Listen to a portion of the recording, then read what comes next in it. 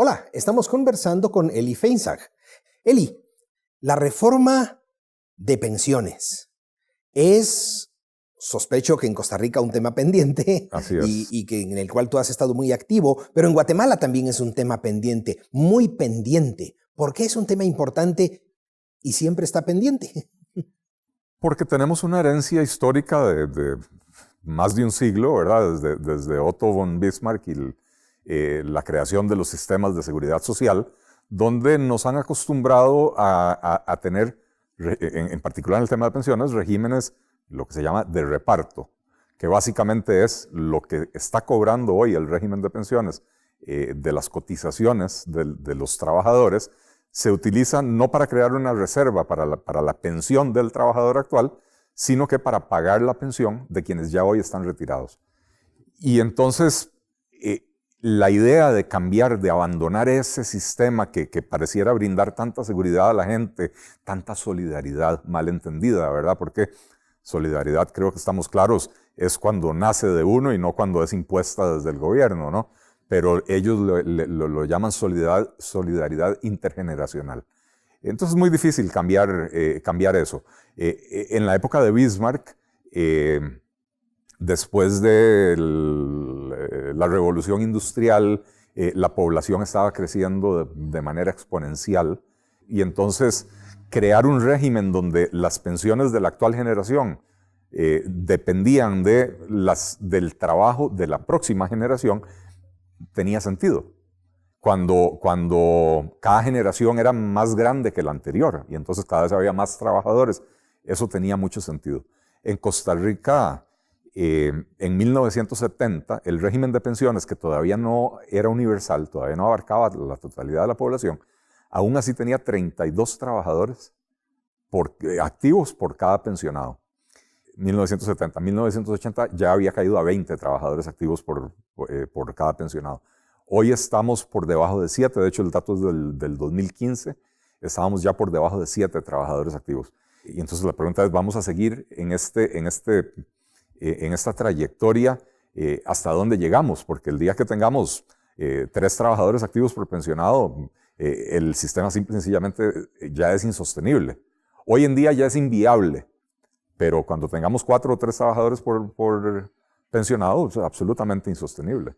Eli, ¿quiénes son los amigos de la reforma? Pocos, los liberales básicamente, que entendemos que hay que migrar hacia un sistema de capitalización individual, donde las pensiones dependan de los aportes que uno hace, uno y el patrono, ¿verdad? Porque en Costa Rica tenemos por lo menos un sistema tripartito, donde está el aporte del trabajador, el aporte del patrono y el aporte estatal. Y entonces, hacerle entender a la gente que la pensión tiene que depender de su trabajo, de lo que él cotice, incluso que si decide cotizar más del mínimo, va a tener una mejor pensión. Y entonces empieza uno a ligar o a alinear los incentivos de manera correcta.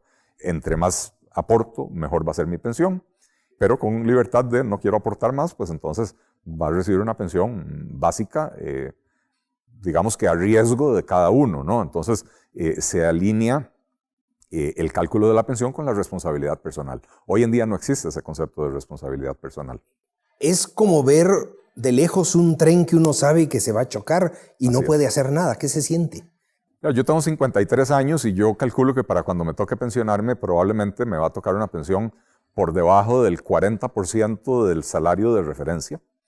Y para las personas que hoy tienen 20 o 25 años, francamente yo no sé lo que se siente que les saquen dinero del bolsillo todos los meses a sabiendas de que cuando les toque pensionarse, el régimen de pensiones ya va a haber implosionado. ¿Quiénes son los enemigos de la reforma?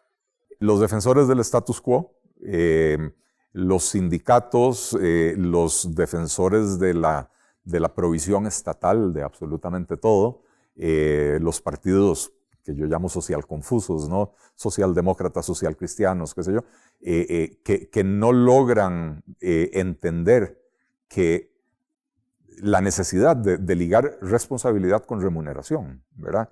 Que creen que cada vez que el sistema de pensiones entra en algún problema de iliquidez, es sencillo, hay que subir las cotizaciones, hay que bajar las pensiones, De hecho, esa es la propuesta oficial que ha girado, que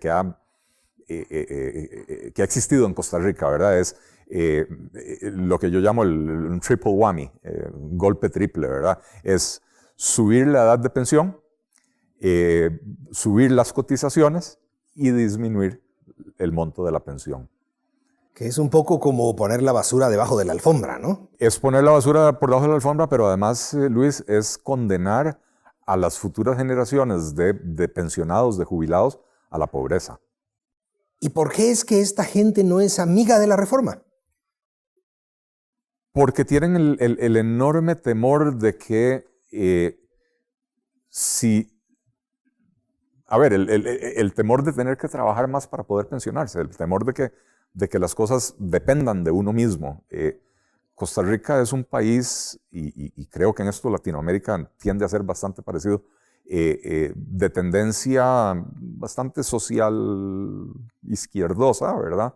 Donde el Estado provee, el Estado resuelve, y dar ese paso hacia la responsabilidad personal es muy difícil, ¿verdad? No estamos acostumbrados a que nos digan en la cara, señor, su pensión depende de usted, no depende de que papi Estado se la vaya a fondear, porque al final de cuentas, papi Estado, en el momento en que el fondo de pensiones se quede sin recursos, y en Costa Rica los estudios actuariales indican que estamos a más o menos 7 años de que se agote el fondo, en el momento en que se agote, la única manera de seguir proveyendo de pensiones desde el Estado, sin relacionarlo con el aporte estatal, perdón, con el aporte personal, la única manera es creando impuestos para eso.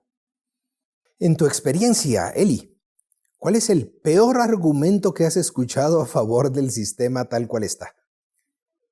El peor, el más... El peor se lo escuché al autor del estudio actuarial que contrató reciente en Costa Rica la Caja Costarricense del Seguro Social, que administra el sistema de pensiones de la población en general. El peor argumento fue, él dijo, los sistemas de pensiones no quiebran porque tienen el respaldo del Estado. Y listo. Este es un actuario que matemáticamente sabe mucho, sabe lo que está haciendo, pero sus recomendaciones de política pública para salvar el sistema de pensiones reflejan esa mentalidad.